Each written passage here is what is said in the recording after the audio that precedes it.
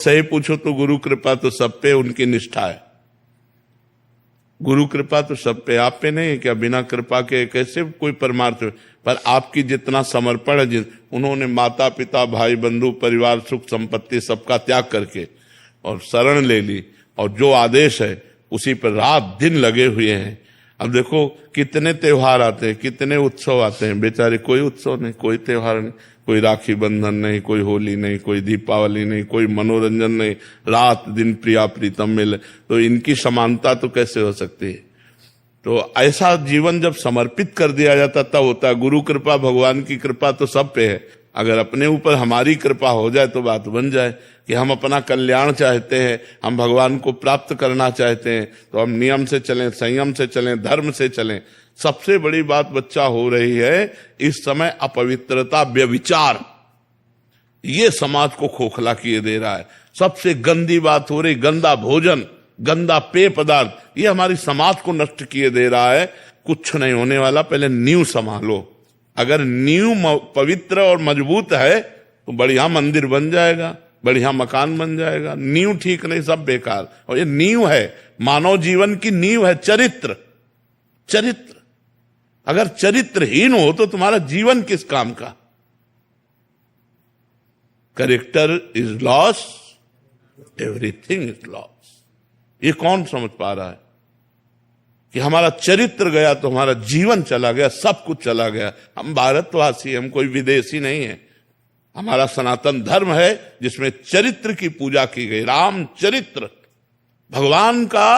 अच्छा, रावण कौन है?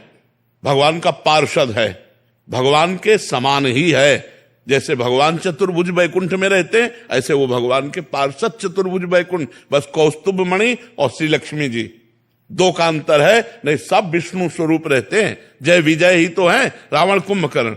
लेकिन जब आचरण अपवित्र हो गया तो उसे राक्षस कहा गया, ना कि राक्षस था। उत्तम कुल पुलस्त कर नाती, कोई साधारण नहीं था, अद्भुत विद्वान। और भगवान शंकर का भक्त भी था, शिव भक्त भी था, लेकिन चरित्रहीन था। बस बात इतनी है। चरित्रहीनता के कारण पुतला फूका जाता है, और चरित्र में संपूर्ण होने के कारण हम राम चरित्र गाते हैं। मर्यादा पुरुषोत्तम भगवान राम चरित्रवान। बस वो आचरण चरित्र को एक ही बात है। तो चरित्रहीन व्यक्ति ना तो लौकिक उन्नति को प्राप्त होगा, आज भले वो दिखाई दे रहा है, लेकिन उसकी अपवित्रता चरित्र की उसका नाश कर देगी। चरित्र को संभालो, भोजन को संभालो, और नाम जप करो, ये सब ठीक हो जाएगा। निगेटिव चिंतन, ओवर थिंकिंग, अशांति, भय, उद्वेग, ये सब सही हो जाएगा, अपने आप ठीक हो जाएगा। भगवान की शरण में रह करके जीव को परमानंद की अनुभूति होती है। वो केवल भगवान की शरण होकर नाम जप करे। पर शरण होने के लिए हमें जो योग्यता चाहिए वो ये है। ऐसे शरण हो ही नहीं पाओगे। गंदा पापवंत कर सहज स्वभाव, भजन मोर ते भाव न काओ। अगर पाप करोगे, दुष्ट स्वभाव रखोगे, जो पे दुष्ट हृदय सोई होई, मोरे सन्मुख आओ कि सोई। वो भगवान के सन्मुख नहीं आ सकते। महाराज जी से बात है महाराज जी, बच्चों का हम आजकल संस्कार देते हैं। हम लोग एक्चुअली बाहर ड्यूटी पे रहते हैं जी, कोशिश तो करते हैं सारी सुविधा दी जाए, लेकिन बच्चे अपने कहीं भी जॉब करते हैं, पढ़ाई करते हैं, तो थोड़ा रास्ते से भटक जाते हैं। हाँ, आज यही तो कह रहा हूँ, बात वगैरह नहीं मान पाते। हाँ, हम लोग तो बाहर ड्यूटी पे रहते हैं, बिल्कुल बिल्कुल सुविधा देते हैं, कोशिश करते हैं कि हर चीज उनको सही समय पे मिल जाए। हाँ, नहीं, आज का वातावरण इतना गंदा हो गया है कि मतलब स्कूली बच्चों में इतनी गंदगी फैल गई। जैसे आप एक अच्छे पिता हो तो अपने बच्चों को अच्छी शिक्षा देकर उन्नतिशील बनाना चाहते हो, लेकिन जब वो स्कूल में जाते हैं और उनके दोस्त मिलते हैं और वो गलत आचरण के होते हैं तो गलत आचरण डाल देते हैं। तो ये जो बच्चे जो हमारे मोबाइल रूपी गंदगी का सेवन करके गंदे विचार वाले बन रहे हैं, तो अच्छे विचार वाले बच्चों का नया संस्कार होता है तो उनको सुख चाहिए।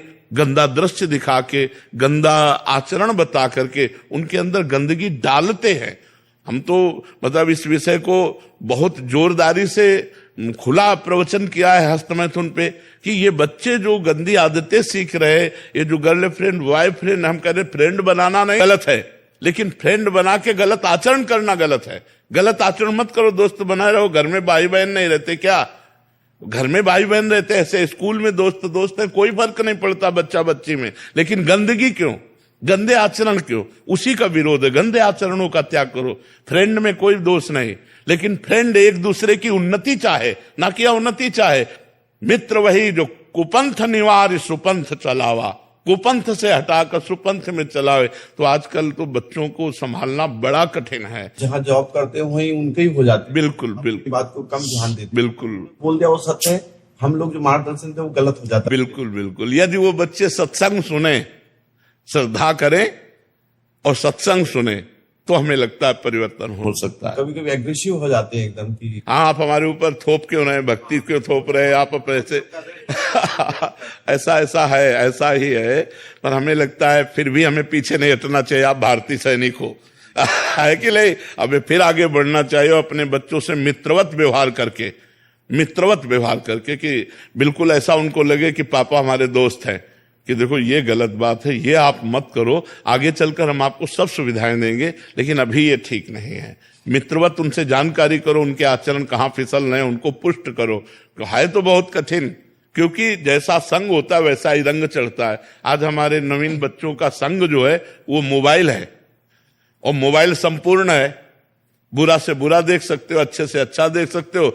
बुराइयां देख करके बच्चे बुराइयां सीख रहे हैं और बुरे मार्ग की तरफ अनुसरण कर रहे हैं।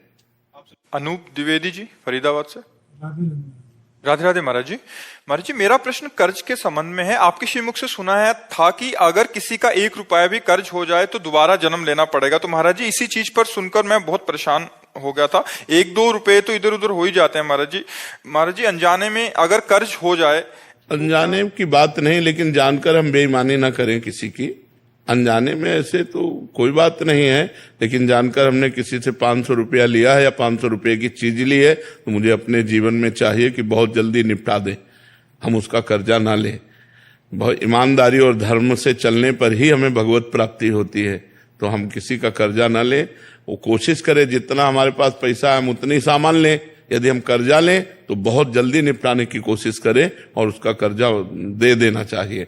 भूल चूक ऐसे उसका कोई महत्व नहीं है, लेकिन जानबूझकर हम किसी से कर्जा जो लेते हैं हमको निपटाना चाहिए। महाराज जी, एक इसमें और था कि महाराज जी, क्या कोई अगर खान पान कराए या कोई किसी ने पेट्रोल भरवा दिया या किसी ने कोई उपहार दे दिया, ये भी कर्जे के अंतर्गत आता है? नहीं, कर्जे के अंतर्गत नहीं आता है। यदि हमारा कोई रिलेशन है या कोई भावुकता का भाव है और हम उसके घर जाते हैं, हमें प्रसाद पवा देता है, तो कभी हमारे घर आता है, प्रसाद पा लेता है, इसका कोई कर्जा नहीं।